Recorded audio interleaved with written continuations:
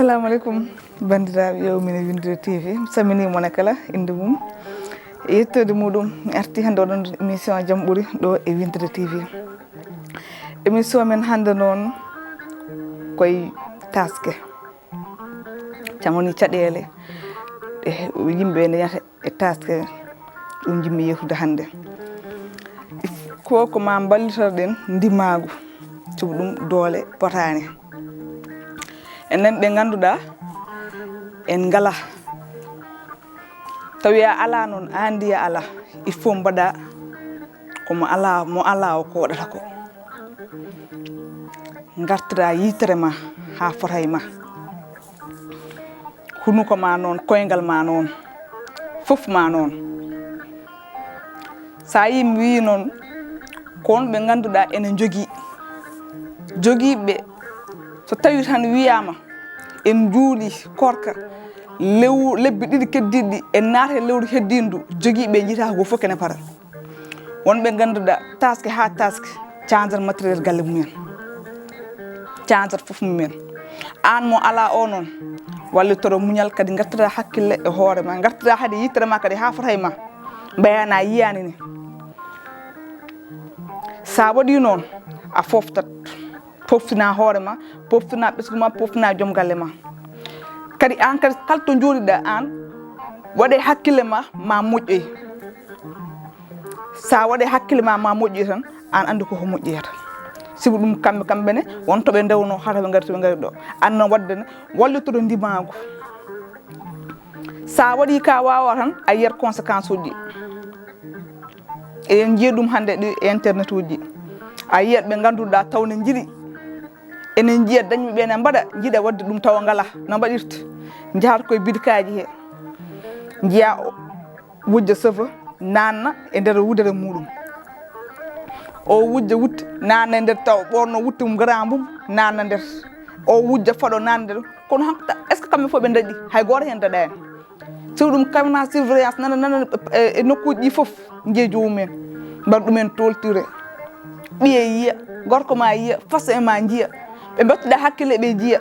tawi an mbaɗanoɗa noon ko ha pota e mabɓe kamɓe jalima te taw ɓe potani jaldema aduna kala ko jiiɗa koko gasata sa waɗi fulla e fayida e hoore ma tan andu hunde foof koko gasata ala foof ko addi duumade sa muñi il faut ma ballitotoɗa muñal mbawa kadi wallude joom galle ma si ɗum gorko mo ala ene yiɗi debbo jankiniɗo debbo denɗo ɗemgal muɗum reeni koyngal muɗum gorko mo ala ko on debbo yiɗi kono so tawi ala an kala mo jiiɗa ene tellinama tede ijam min de kaari sa yi hanki o tellina ho hanki no yooɗi ni nayina debbo kaari o hetti basin waɗi ndi wattinani sukaɓe ala woyto wonno goto sa rentaki ma puus gorko ma ganduɗa ni so Allah faɓaki ɗum ma woɗoy hay ko yiiɗa wadde taw ɗum fof jarani yankino mbaɗa jaam kañum so dañi tan addat gorko moƴƴo tirtoriɗo suha e joom galle mum o on so dañi tan addat haydara añananima Taaske ko weele Taaske juula e dow jaam tawma e dow jaam juula e dow jaam tawma e dow jaam kono so tawi an a juuli hande anana waɗa ko poɗɗa wadde ala amala sumbala sadio taw an ko mbaɗɗa hen ko foof mbaɗɗa hen koye dow a waɗani hen e dow gonga mbiɗa tar ko Taaske nana ara yami yaato kaari ñamlomi basin yami yaato kaari ñamlomi paɗe yami yaato kaari wonnami ni wattami taw foof tan ko ñalamo goto he koko ɓennata so heesi ha a wottima ha paadi tan hankkadi to lelnuɗa hoore ma ɗo tan a tawa ɗanayi anana miijo janggo kaari ko arata ɗo hen walla janggo kaari koko nunata ɓiyum walla minen min mbaɗno rendez-vous ko janggo mo adnamo kaalisi makko ayi probléme aji fuɗɗima est ce que ɗum ne jari jarani ñalamo goto wutte ma mo guppuɗa ha laaɓi gomɗa pasɓa nanɗa e nder wahande ma o yaltimo ɓornoɗa te kadi farnoto ɗum ma anda ko neɗɗo ko ɓornoto yooɗo ko koye ɓandu mum tan woni koye neɗɗo walla wima koye neɗɗo o woni kono wona han sigu kaari waɗi jesnet aɗa wawi waɗede on jesnet mbaɗa taw nanggani o taw yoddani e ma woɗ wutte ma farnoɗo wutte ma suha e ma kadi holluɓe kadi an e ɓe hande Allah fondani on taano Allah fondani hande batten koto dole men to kaado do batten hay wanda ay won hen ganda ina nehi suhay mumen wallahi ne suhay ganda kala ko jogi e kala ho ngala suhay mumen ko hen jantini ndefan so tawi a wadiri non a defi a defti a balini suhayma a bonu dumen toncumen walla ƴeewa joom galle makka ko jogi ho so addi on dewtide mudum jaha kettana suhayma an jodda ko jogida ho mbada kañum ko jogi ho borno dum gasi julde wona julde ko farata sa layyahi do ma Allah ma layyane wona force kadi a wiya kadi force kadi mo ganduda kadi ko ma addu hankadi tan jawdi ganduda jawdi 300.000 jawdi 400.000 gal 500.000 jiya ngal go fof tan yaltina ena wala damal galle mudum ay kaari buri mawnude kaari ni atti won suto doni yimbe ngari hankadi aduna ganda aduna concurrence dum ko jari hen layo nder galle makko bat na ambalanta ko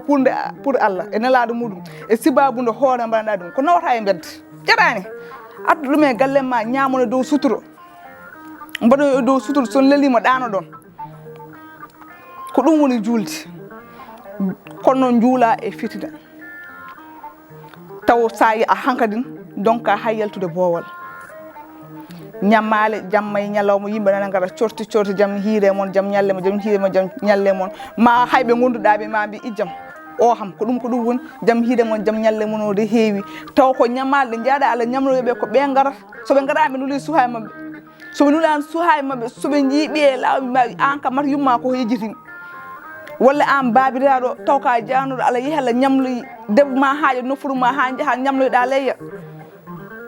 rutto hankadin cippi taw ana frano wadde dum an ka gorko podda hokkude un bon exemple e nder galle ma kona wadani dum hen saha